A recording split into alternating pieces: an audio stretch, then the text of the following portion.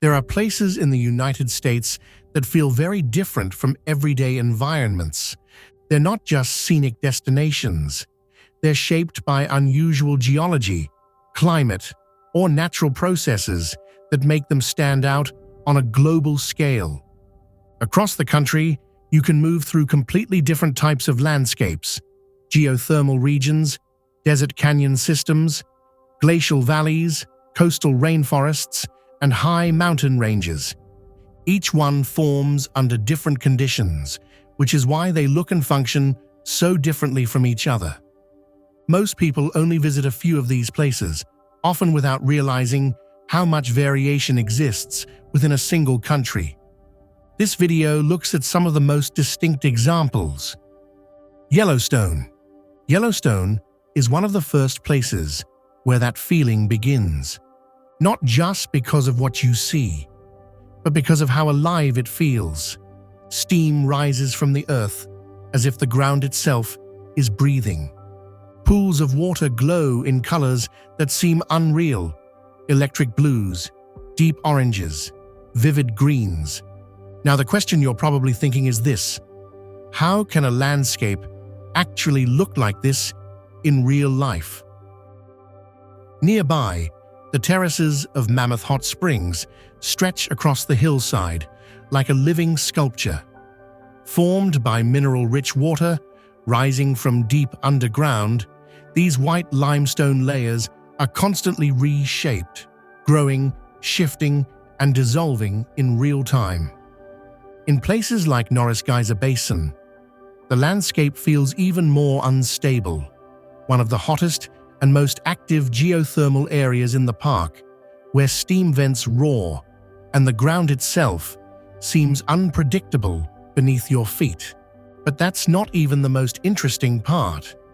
In areas like the Upper Geyser Basin, the density of geothermal activity becomes almost surreal, home to the largest concentration of geysers in the world, where steam, heat, and movement exist everywhere you look. Along the edge of Yellowstone Lake, in places like West Thumb Geyser Basin, geothermal features meet open water, hot springs and vents appearing right beside the lake, blurring the line between land and water. Across the park, geysers erupt with sudden force, shooting boiling water high into the air. Some, like Castle Geyser, build slowly before releasing powerful bursts, as if pressure has been quietly building beneath the surface all along. Even the rivers here aren't ordinary. Some, like the Firehole River, are warmed by geothermal forces beneath the earth, flowing through rising steam, as if the landscape itself is still forming. And this is where it gets crazy. These colors come from microscopic organisms, thriving in extreme heat, life adapting in ways that feel almost impossible. But what makes Yellowstone worth visiting isn't just the visuals, it's the unpredictability. Crater Lake. After Yellowstone, there are places where everything feels completely different. One of those is Crater Lake in Oregon. It sits inside the collapsed remains of an ancient volcano, formed around 7,700 years ago after Mount Mazama erupted and collapsed, filled with some of the clearest water in the United States. Now, the question you're probably thinking is this: how does a lake stay this clean and deep without major water sources feeding into it? There are no rivers flowing in or out, just snow and rain slowly shaping it over time, which is what keeps the water so pure and deep. In the middle, a small volcanic island rises from the deep blue surface, like a quiet reminder of what this place once was. Everything here feels calm and undisturbed. But that's not even the most interesting part. What makes Crater Lake stand out is how stable it looks compared to its violent origin. It's a direct contrast, formed by eruption and collapse, but now appearing completely still. Oregon. Oregon is one of those states where the landscape changes dramatically within short distances. Instead of one defining environment, it shifts between coastal cliffs, volcanic peaks, dense forests, and high desert regions, almost like multiple ecosystems layered into a single place. You already saw Crater Lake, but that's only one part of the story. Along the Oregon coast, the landscape feels completely different again. Massive cliffs drop directly into the Pacific Ocean, shaped by constant wave erosion and powerful storms that reshape the shoreline over time. Sea stacks rise offshore like isolated stone monuments, slowly carved away from the mainland. Inland, everything shifts into dense, temperate rainforest, where thick moss-covered trees and constant moisture create a quiet, enclosed environment. Visibility shortens, sounds soften, and the forest feels almost insulated from the outside world. And then, further east, the land becomes dry again. High desert plateaus stretch across central Oregon, shaped by volcanic activity and long-term erosion, creating wide open space with very little vegetation. What creates this level of contrast is the combination of ocean influence, elevation changes, and the state's volcanic history. Moist air from the Pacific shapes the coastline and forests, while mountain ranges block that moisture from reaching the interior. As a result, the landscape transitions quickly from wet and dense to dry and open, all within a relatively short distance. Grand Teton. Grand Teton National Park feels like the moment the landscape suddenly becomes sharp and dramatic again. Massive, jagged mountain peaks rise straight out of the valley floor, with no gradual buildup. This is because the Teton Range was formed by faulting, which lifted the mountains upward without creating foothills. Here's what makes it stand out. If you're expecting a gradual mountain landscape, this is the opposite of that. Unlike places that feel layered or wide, everything here feels close, steep, and vertical. But what really changes the experience is what sits in front of it. In the foreground, glacial lakes reflect the mountains clearly, formed by past ice movement that carved and shaped the valley.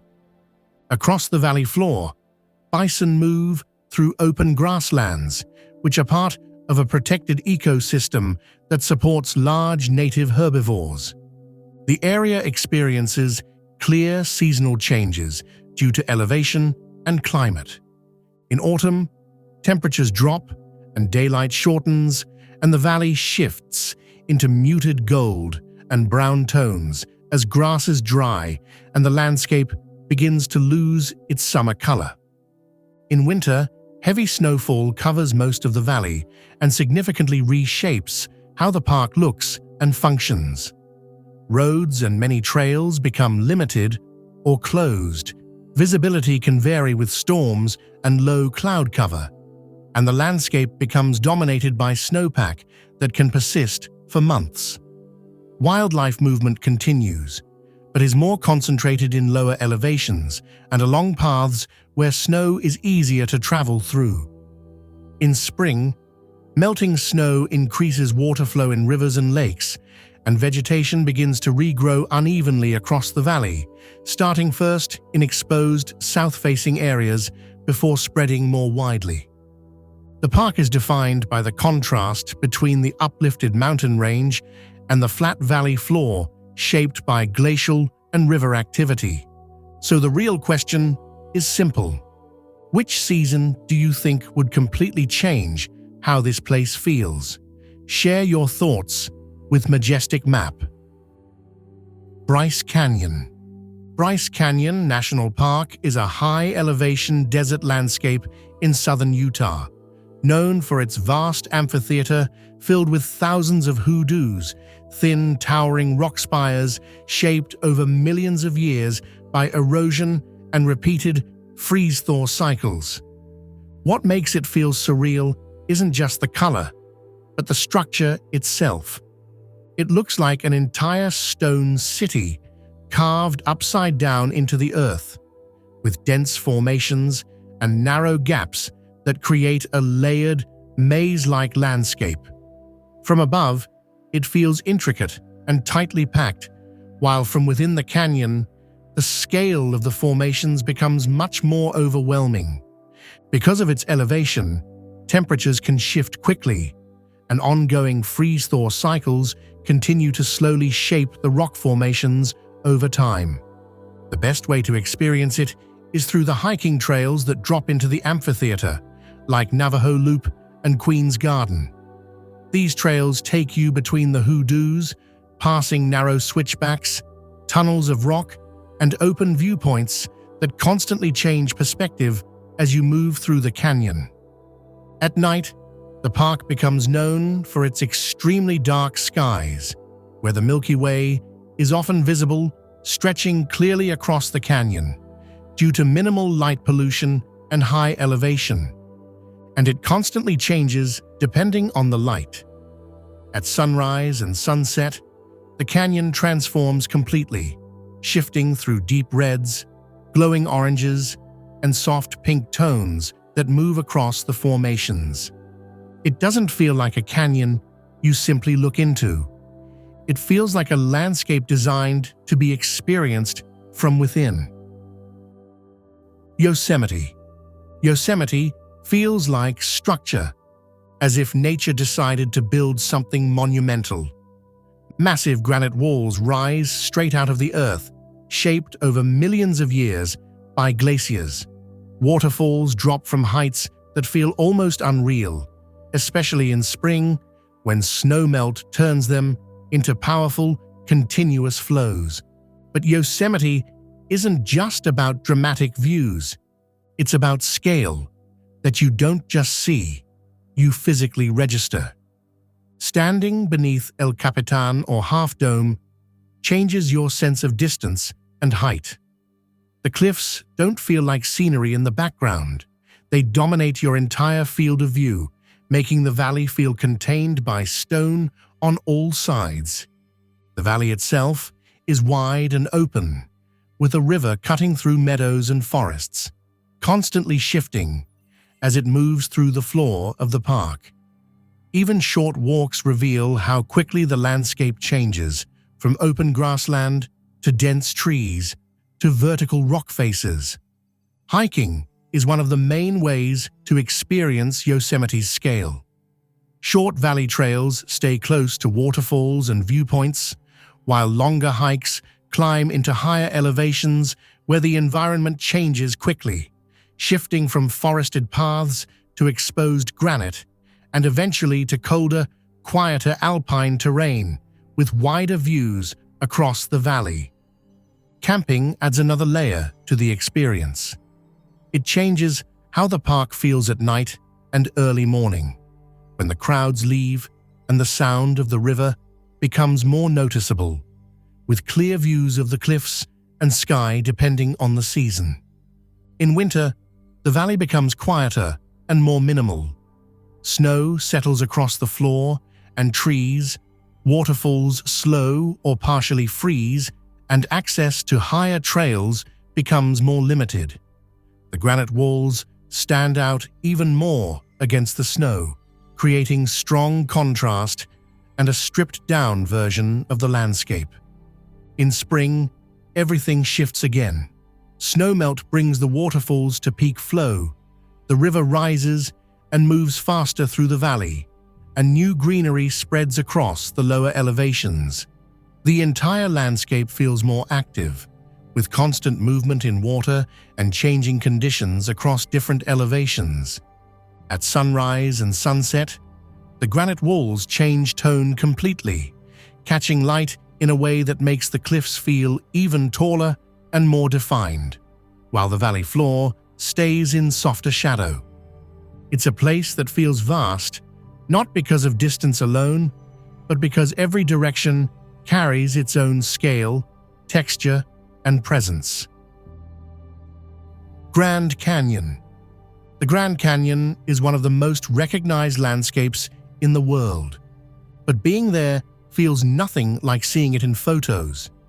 It doesn't just look vast, it feels endless. Layer after layer of rock stretches into the distance, revealing millions of years of geological history. Some of the exposed rock at the bottom is nearly 2 billion years old. But what makes people stay longer than expected is the silence, a kind of stillness that feels deeper the more time you spend there. During the day, people gather along the rim, taking in the view and watching how the canyon slowly shifts color as the sun moves across the sky.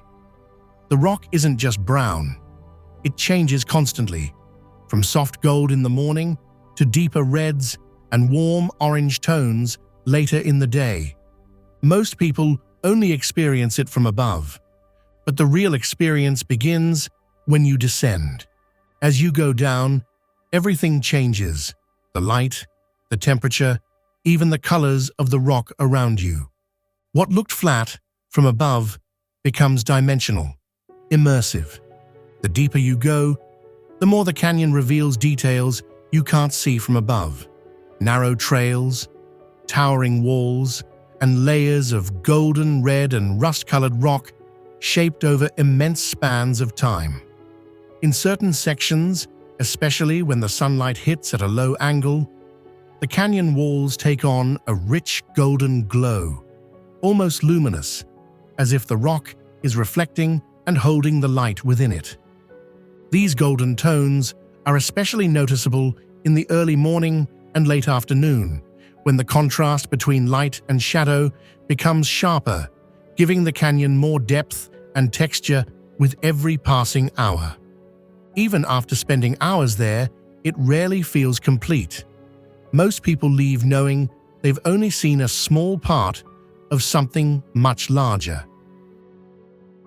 Zion. Zion offers a completely different kind of experience. Instead of looking at the landscape, you're inside it. Towering red and cream-colored sandstone cliffs rise on all sides, enclosing you within the canyon. These rock walls were shaped over millions of years by erosion, wind, and the flow of water carving through the desert landscape. One of the most unique ways to explore Zion is by walking through the Narrows. Instead of a trail, you follow a river, moving through water while canyon walls rise high above you. The Virgin River continues to shape the canyon even today, slowly cutting deeper into the rock. It's slow, physical, and incredibly connected to the environment. Zion is also home to places like the Emerald Pools, where water collects in quiet basins beneath rock ledges, creating a completely different atmosphere. Surrounded by hanging gardens and shaded canyon walls, these pools feel calm and refreshing, especially compared to the dry desert terrain around them. And that desert environment is always present. Zion sits in a high desert region, where temperatures can rise quickly, vegetation is adapted to limited water, and the landscape shifts between dry, open areas and narrow, shaded canyons. Wildlife is part of that experience too. As you move through the park, it's common to see small animals like squirrels and chipmunks along the trails, along with birds flying between the cliffs. You might also spot larger animals like deer and even antelope in some of the more open, desert-like areas surrounding the park. Hikers from around the world come here for that variety. Some follow rivers through narrow canyon corridors, while others climb steep trails and exposed ridgelines high above the valley, where the views open up dramatically. In a single park, you move between calm immersion and adrenaline. That contrast between water and desert, quiet paths and challenging climbs, is what makes Zion stand out. What part of Zion do you think would feel the most unforgettable? The river walk in the Narrows or the high cliff views above the canyon? Share your ideas with us. Sedona. Sedona, Arizona feels like a transition point between desert and something almost sculptural. Massive red rock formations rise from the landscape in smooth, layered shapes, formed over millions of years through erosion, uplift, and iron-rich sandstone exposure. The result is a terrain that feels intentionally designed, even though every curve was created naturally. What makes Sedona stand out isn't just the color, it's the contrast.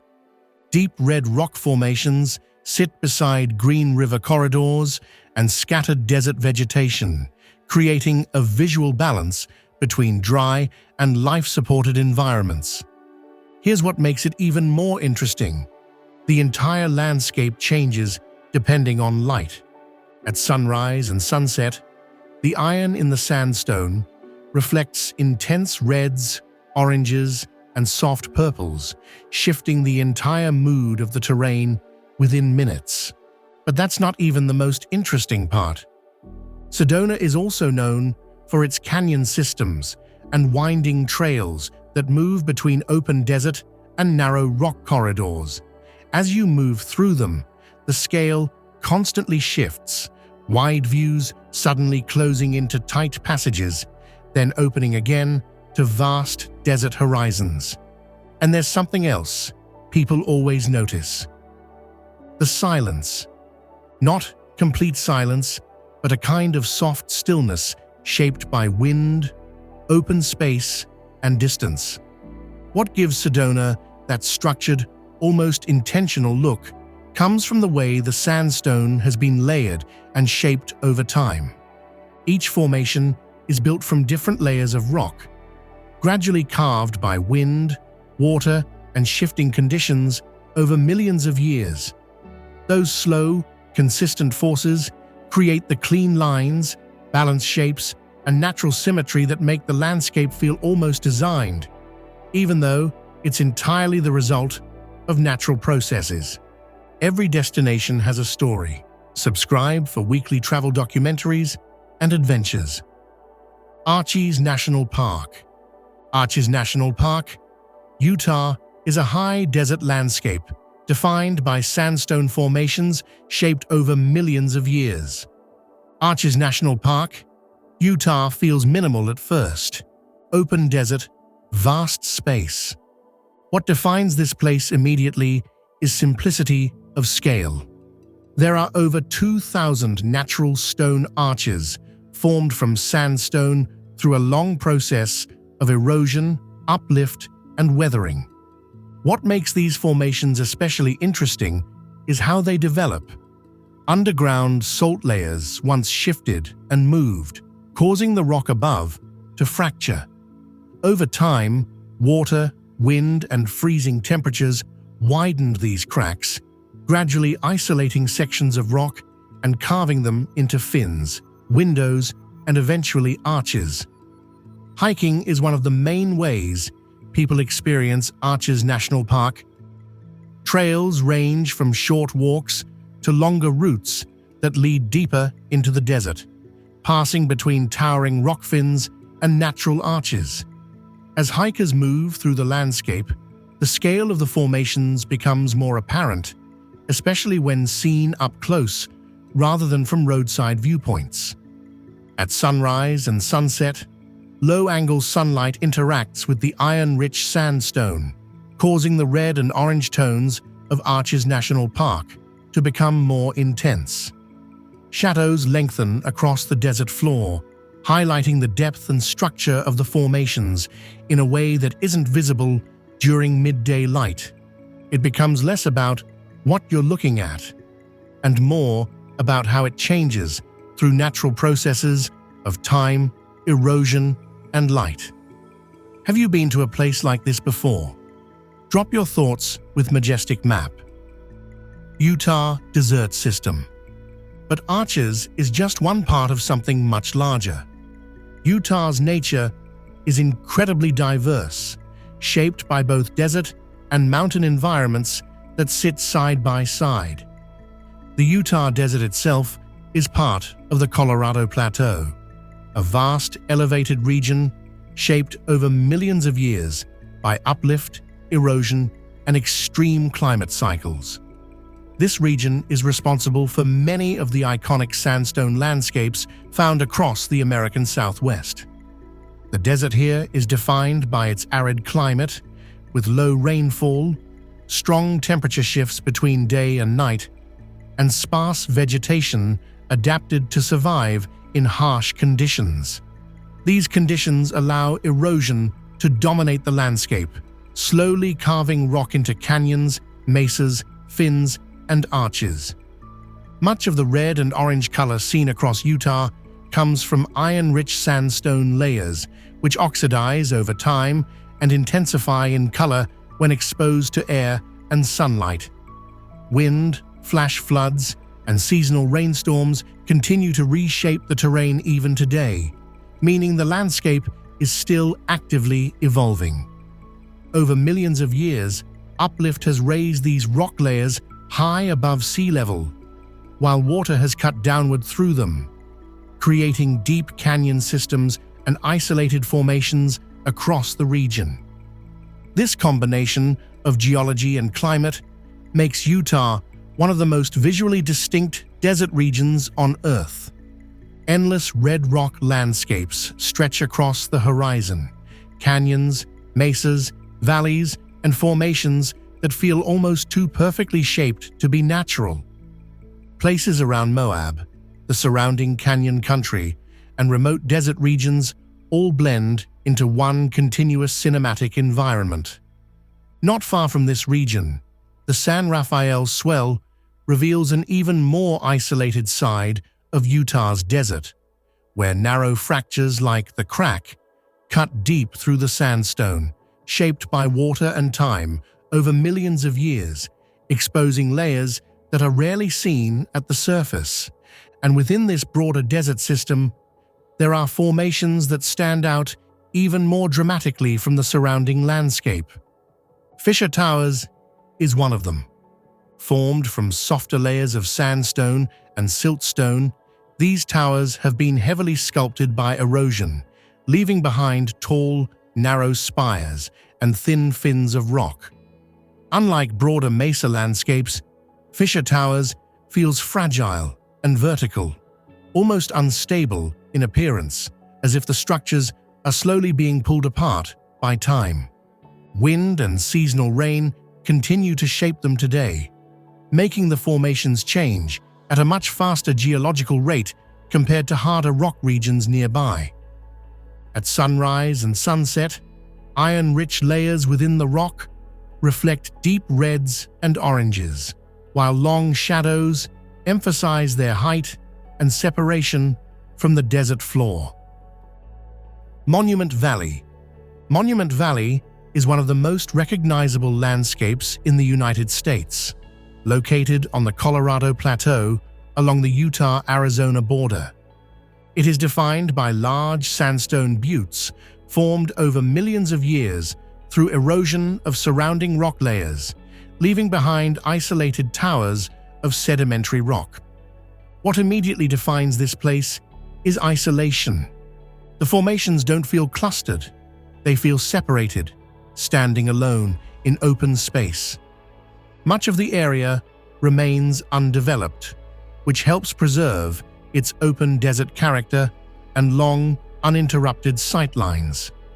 Because the terrain is flat and vegetation is sparse, the buttes appear much larger and more isolated than they actually are, with elevation differences that can reach hundreds of meters.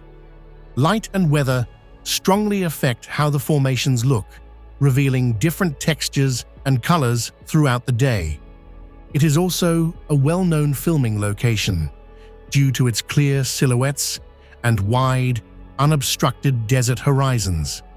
Badlands.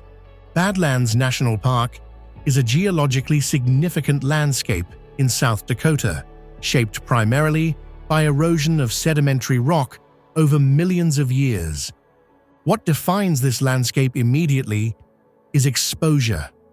Everything is visible at once, layered, broken, and fully revealed by time.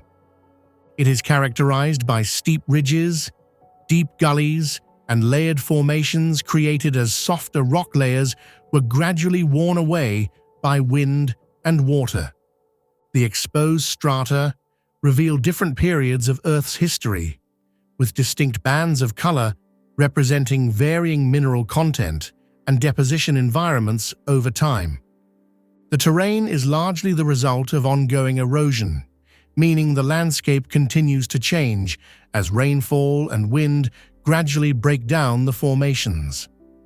Vegetation is limited due to the dry climate, thin soils, and high erosion rates, which prevents dense plant growth from stabilizing the surface.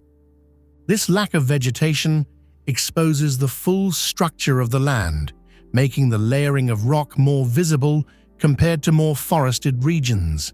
While hiking is possible through designated routes, most visitors experience the park through scenic drives and overlooks that reveal the scale and structure of the formations from above.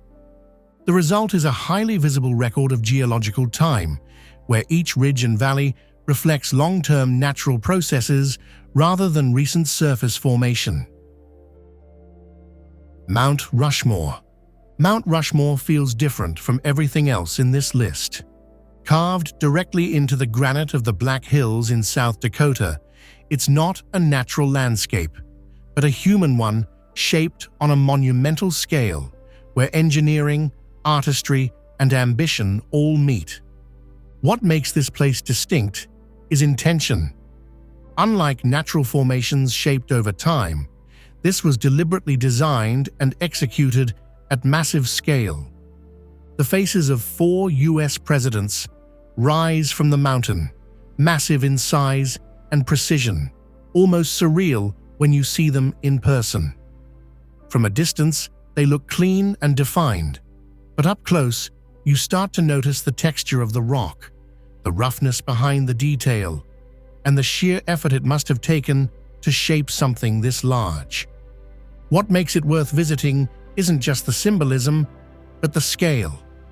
Standing there, you realize how something so detailed and permanent can exist within a natural mountain setting, and how small you feel compared to it. The monument doesn't just sit in the landscape, it dominates it, yet still somehow blends into the surrounding stone. And just beyond it, the Black Hills stretch out quietly, dense pine forests, rolling ridges, and open spaces that feel completely untouched. The landscape feels alive in a quieter way, changing with light, weather, and elevation. Driving through the area becomes part of the experience itself. Winding roads cut through the hills with narrow turns, tunnels carved through rock, and sudden viewpoints that reveal the monument from unexpected angles or open up to vast stretches of forest. That contrast between human creation and raw nature is what makes Mount Rushmore so striking. Do you think it feels more natural or more man-made when you're there? We'd love to hear your thoughts on Majestic Map. Bonneville Salt Flats. Bonneville Salt Flats feel almost unreal in a completely different way. Located in northwestern Utah, this vast white expanse was formed from the remains of an ancient lake that evaporated thousands of years ago, leaving behind a thick crust of salt that now stretches for miles. What immediately defines this place is emptiness. There's very little here to break the horizon or interrupt the view. The surface is incredibly flat and reflective, especially after rain, when a thin layer of water turns it into a natural mirror, blurring the horizon until the sky and ground almost become one. It's minimal, almost empty, but that's exactly why people go. Visitors come here for photography, to experience the illusion of infinity, or simply to stand in a place where the scale and stillness feel almost disorienting. But the experience changes depending on conditions. There are no distractions, just you, the sky, and a landscape that feels infinite. It's one of the most unique places not only visually, but also for experiencing silence, openness, and a landscape shaped over thousands of years. Olympic National Park. Olympic National Park feels like multiple worlds in one place. Within a single region, you can move between rugged coastline, dense rainforest, and mountain landscapes, all shaped by the park's unique position between the Pacific Ocean and the Olympic Mountains. This combination creates rapid changes in elevation, moisture, and ecosystem type within relatively short distances. What makes this park scientifically unique is its climate diversity. It contains one of the most varied ecosystems in the United States within a single protected area. The Hoh rainforest in particular feels completely different from anything else in the US. It exists because of a rare combination of high rainfall and mild temperatures influenced by nearby ocean air masses, creating one of the wettest temperate rainforest environments in North America. Lush green moss covers trees, the air feels thick with moisture, and everything seems alive in a quiet, steady way. But the environment here isn't static. It's shaped by constant rainfall, decomposition, and rapid plant growth, which allows vegetation to cycle and regenerate at a much faster rate than drier forest regions. Great Smoky Mountains. The Great Smoky Mountains feel softer than everything else. Rolling hills stretch endlessly, covered in dense forests and often wrapped in a natural layer of mist, created by moisture released from the vegetation, giving the mountains their smoky appearance. What defines this landscape is atmosphere over structure. Instead of sharp features, everything blends into layered depth. At first, it doesn't demand your attention, but the longer you stay, the more it reveals. Subtle changes in light, shifting fog across the mountains, the quiet movement of the landscape. The region is known for its rich biodiversity, and in autumn, the forests transform into layers of red, orange, and yellow, making it one of the most notable fall foliage destinations in the US. But what shapes this diversity is elevation. Because of its range in altitude and consistent rainfall, the Smokies support a wide variety of plant and animal life across different ecological zones. It's also a popular destination for hiking, with trails that range from easy forest walks to longer climbs that open up wide mountain views. Different places offer different types of experiences.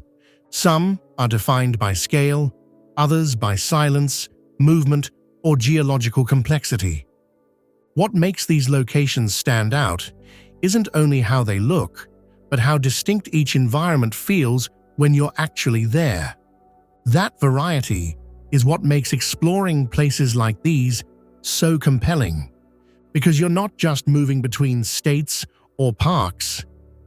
You're moving between entirely different types of landscapes and natural systems, and that's what makes them memorable. Subscribe to Majestic Map for more travel documentaries every week.